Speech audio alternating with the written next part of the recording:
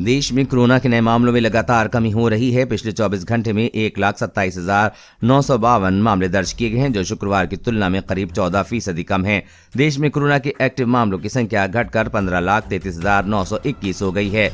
लेकिन कुछ राज्य ऐसे हैं जहां एक्टिव मामले अभी भी 1 लाख से ज्यादा हैं। इन राज्यों में केरल टॉप पर है। स्वास्थ्य मंत्रालय के आंकड़ों के मुताबिक केरल में कोरोना के एक्टिव मामलों की संख्या 3,78,564 है, जो देश में सबसे ज्यादा है। जहां एक तरफ देश में कोरोना के नए मामलों में कमी जारी है, वहीं दूसरी ओर केरल में एक्टिव केस और मौतें बढ़ रही हैं। केरल के बाद तमिलनाडु में 1,77,999, कर्नाटक में 1,77,276, महाराष्ट्र में 1,77,131 और आंध्र प्रदेश में 1,06,22 एक्टिव केस हैं। एक्टिव केस के मामलों में ये देश के टॉप 5 राज्य हैं। इन राज्यों में केरल का पॉजिटिव रेट सबसे अधिक है, 32.10% है।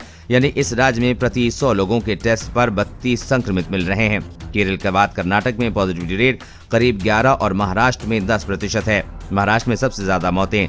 देश में जहां केरल में कोरोना के सबसे अधिक एक्टिव केस हैं, तो वहीं महामारी की शुरुआत से अब तक सबसे अधिक मौतें महाराष्ट्र में हुई हैं। इसके बाद केरल और कर्नाटक का नंबर है।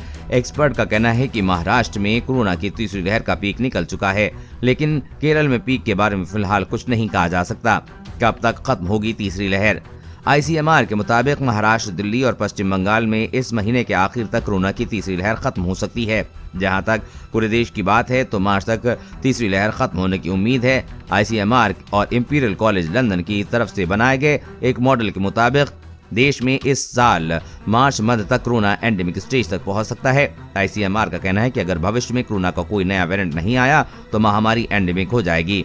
कोरोना वायरस और कोरोना वैक्सीन से जुड़ी हर अपडेट पाने के लिए चैनल को सब्सक्राइब करें।